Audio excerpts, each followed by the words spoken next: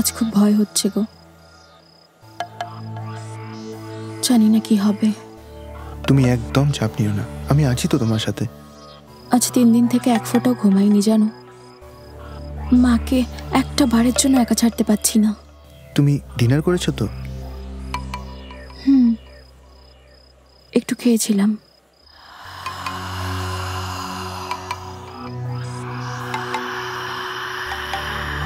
আচ্ছা, তুমি একটা কথা বলবো? বলো না। I love you রমি।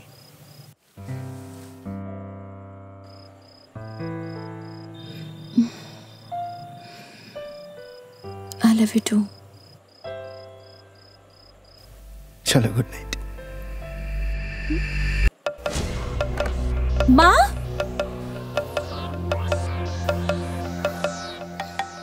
কোথায় গেছিলে তুমি? আমি তো বাথরুমে ছিলাম। বলেছি না, না বলে কোথাও যাবে না। উফ, অযথাই ভয় পায় মেয়েটা।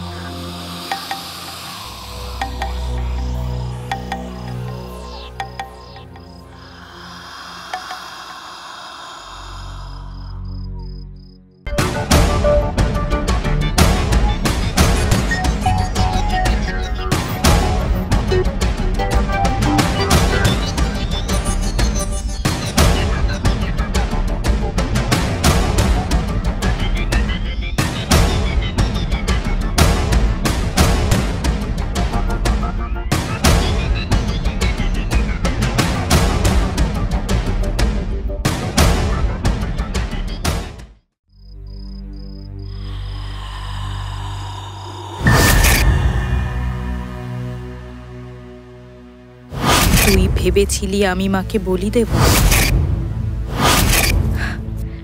কিন্তু আমি তোমাকে ঘেন্না করি না।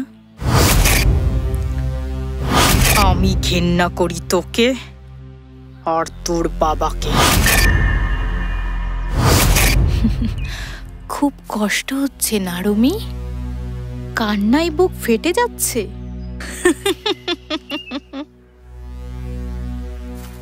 তুই আমার কাছে একটা খেলনা মাত্র। আমি চাইলেই অনেক আগে তোর জীবনটা তছনছ করে দিতে পারতাম, কিন্তু করিনি। কেন জানিস?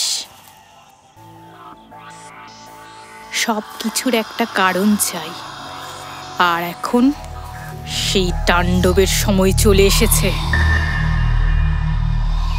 তৈরি হয়ে যা রুমি, তৈরি হয়ে যা।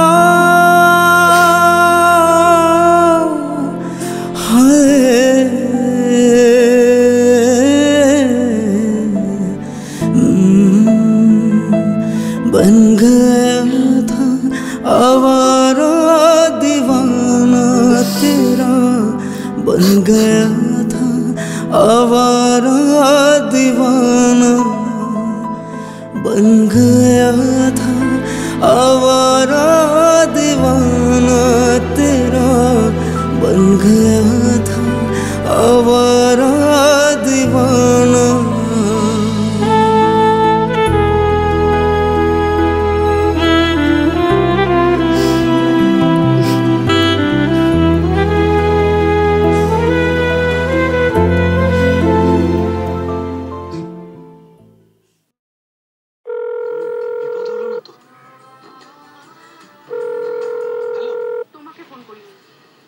হ্যাঁ বল।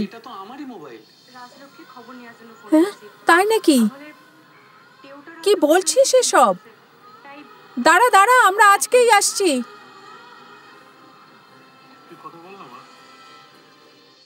হ্যালো মাসি, মাকে গাড়িতে তুলে দিলাম, তুমি নামিয়ে নিও আর মায়ের যত্ন রেখো। আমি কিছুদিনের মধ্যেই গিয়ে মাকে নিয়ে আসবো। আর থ্যাংক ইউ মাসি, রাখছি।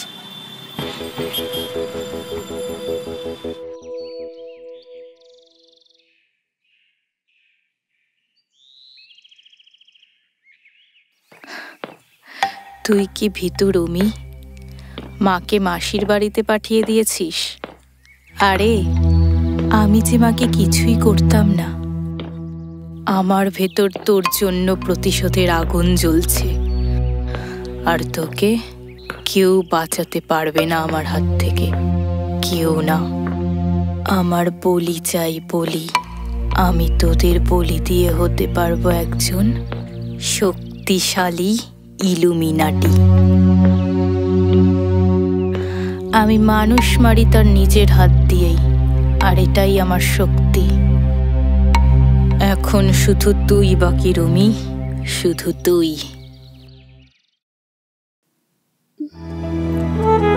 শুরু এভাবে থাকা স্বভাবে ডুবে যাচ্ছি তোর স্মৃতিতে।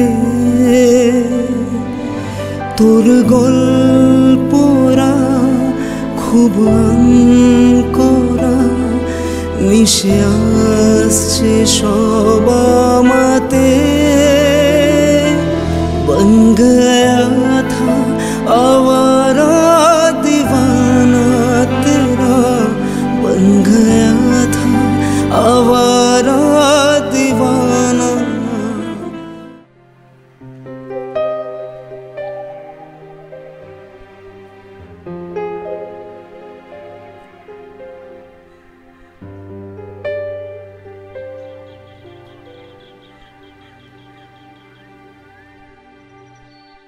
মোনাটা কিরকম দিন দিন বদলে যাচ্ছে না?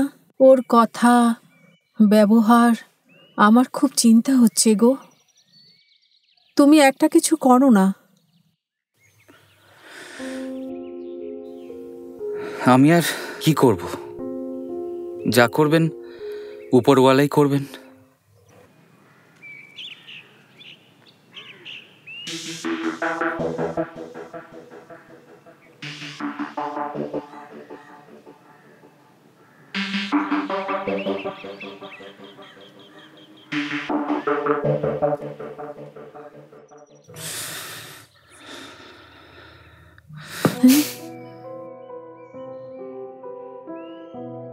জানি না ভগবান কোন পাপের শাস্তি দিচ্ছে।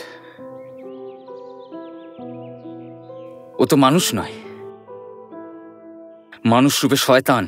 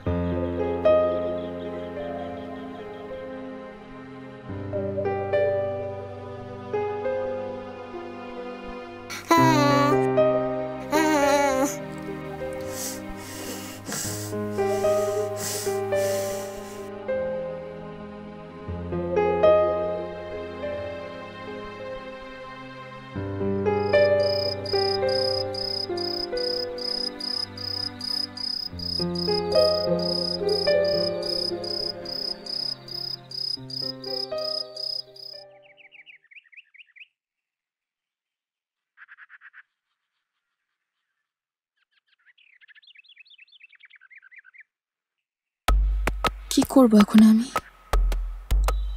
কেউ তো নেই যে আমাকে সাহায্য করবে। তাহলে সাহেব?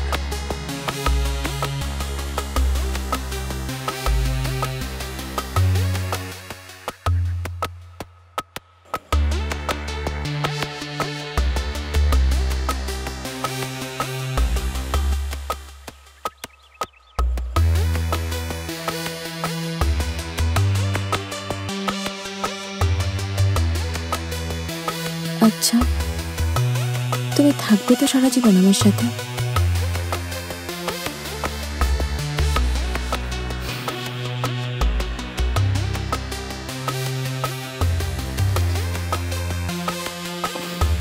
কারো কপাল থেকে কাউকে মোছা যায়? তুমি যদি আমার কপালে থাকো সারা জীবন থাকবে। এত ভয় কেন পাও? আর যদি হারিয়েও যাও না, আবার ফিরে আসবে।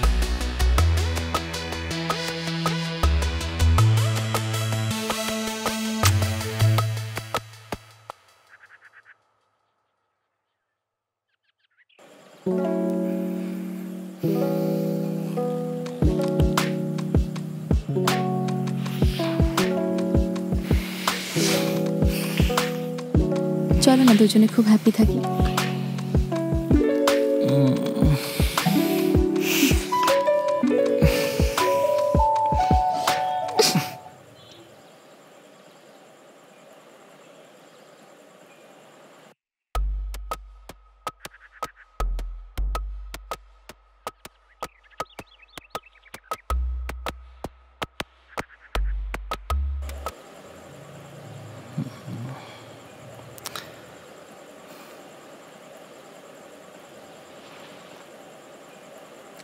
কেমন লাগছে আমাকে? ওয়াও, দারুণ হট। আরে আনরোম্যান্টিক হিরো সারা জীবন কি এমনই থাকবে? না, তো আমি পরশু থেকে একটু বদলে যাবো। পরশু কি তোমার বিয়ে? পরশু আমার এই গল্পটা শেষ হয়ে যাবে। তারপর থেকে আগামী 3 মাসের জন্য আমি ফ্রি ফ্রি ফ্রি।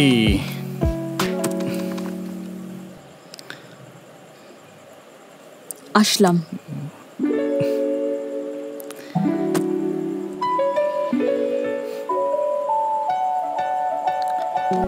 ভালোবাসি।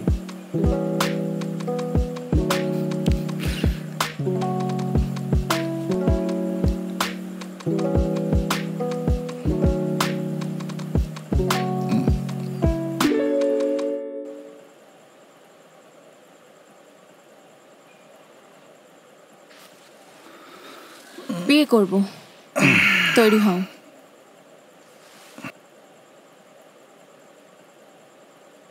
বিয়ে? পাগল, কাজ কাম নেই আবার বিয়ে? এভাবে কতদিন চলবে বলো তো?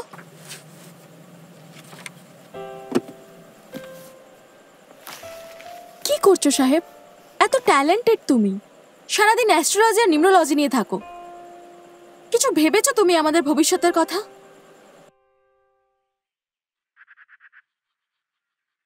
তুমি তোমার বিষয়গুলি নিয়ে এত সিরিয়াস, অথচ আমাদের দুজনের বিষয়গুলি নিয়ে তুমি এত উদাসীন কেন বলো তো? কারণ জীবনটাকে তোমরা খুব বেশি সিরিয়াস নিয়ে ফেলো, আর জীবনটা তোমাদের রোজ রোজ কাদায়, তোমাদের নিয়ে খেলে। মানে কেন চাপ না বলো তো? সময়ের আগে কিচ্ছু হবে না, তোমার প্ল্যান প্রোগ্রাম কোনো লাভ নেই করে। বোঝো, এই ব্রহ্মাণ্ডে আমরা জাস্ট একটা ধূলিকণার মতো, বুঝলে? তুমি যাই প্ল্যান করো, হবে ওটাই যেটা উনি চাইবেন, আর ঠিক তখনই হবে যখন তার হওয়ার সময় আসবে। বেকার বেকার এত চিন্তা করে লাভ কি? সময়ের আগে কিচ্ছু হবে না, বুঝলে? এত টেনশন করা ছেড়ে দাও। থাকো তুমি তোমার সময় নিয়ে।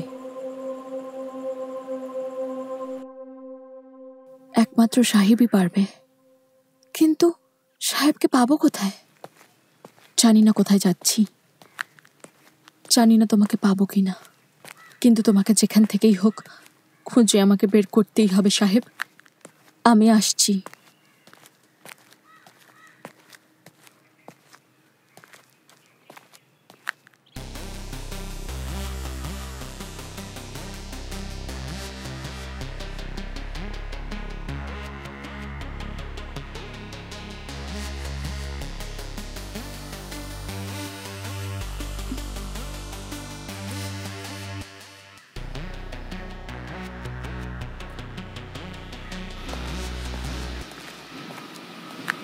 হ্যাঁ রমি, বল।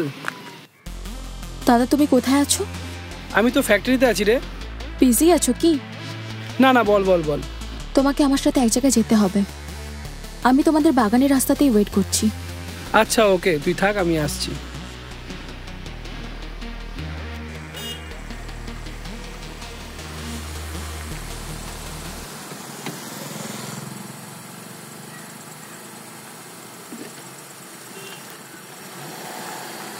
আচ্ছা কোথায় যাবি বলতো?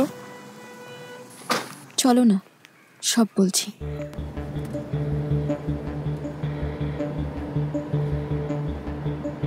তোমাকে যদি না পাই, আর যদিও বা পাই, তুমি যদি আমাকে দূরে করে দাও। আমি যে তোমাকে অসময় ছেড়ে এসেছিলাম সাহেব, কিন্তু তার জন্য কি শুধু আমি দায়ী ছিলাম?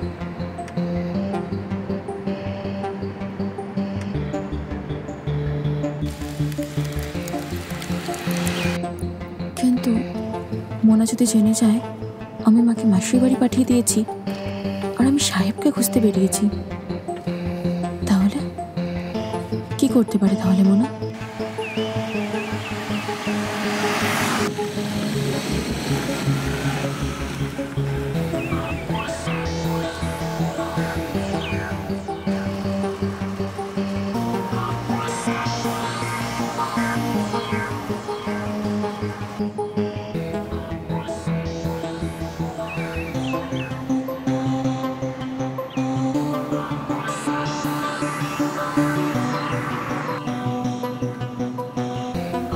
সময়টা এতটা খারাপ কি করে হয়ে গেল?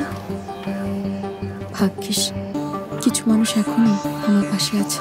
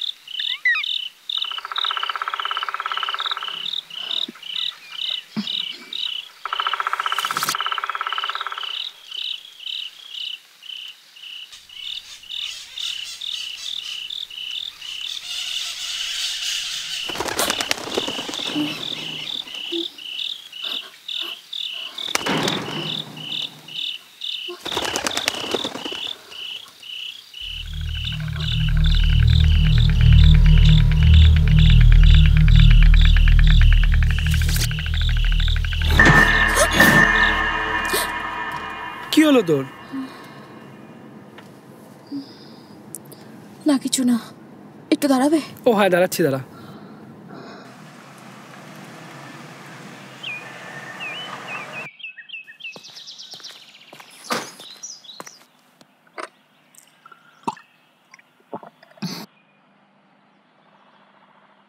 দাদা তাহলে তুমি এখন চলে যাও।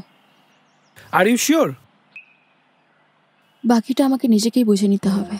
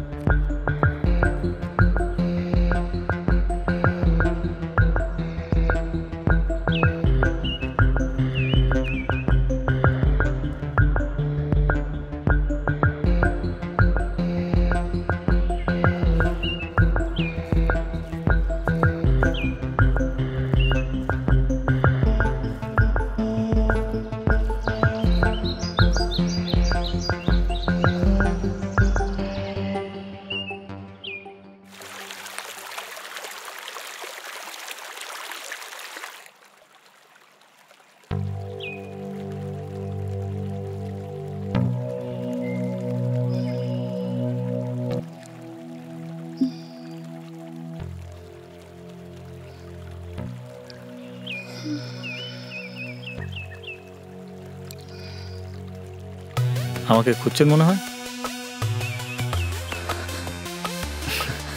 সাহেব,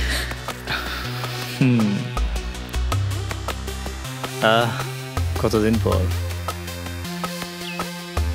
এখানে শুরু করবে না রুমে যাবে? আমার সব শেষ হয়ে গেছে সাহেব, আমি নিঃস্ব হয়ে গেছি। কেন, এখনো মরিনি ম্যাডাম, বেঁচে আছি তোমার জন্য অনেকগুলো বছর ধরে। আর জানো, এখন অবধি কোনো মেয়েকে ছুঁয়েও দেখিনি, সিরিয়াসলি। আমাকে মাফ করে দিও সাহেব, তুমি একবার আমাকে ফেরাতে পারতে। চলো বসি।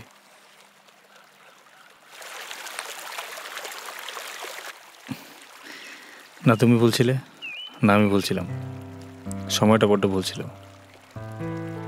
আমার পড়াশোনাটা এমন ছিল জানো, আমাকে কিছু পরীক্ষা করতে হচ্ছিল, আমাকে কিছু জানতে হচ্ছিল। আমি অনেক কিছু জানতে চাচ্ছিলাম এই মহাজাগতিক বিষয়ে, তোমরা এটা বুঝতে পারোনি। আর তুমি চাইছিলে তোমার একটা এমন বয়ফ্রেন্ড হোক যার সাথে তুমি ঘুরবে ফিরবে, ফুচকা খাবে, আনন্দ ফুর্তি করবে। বাট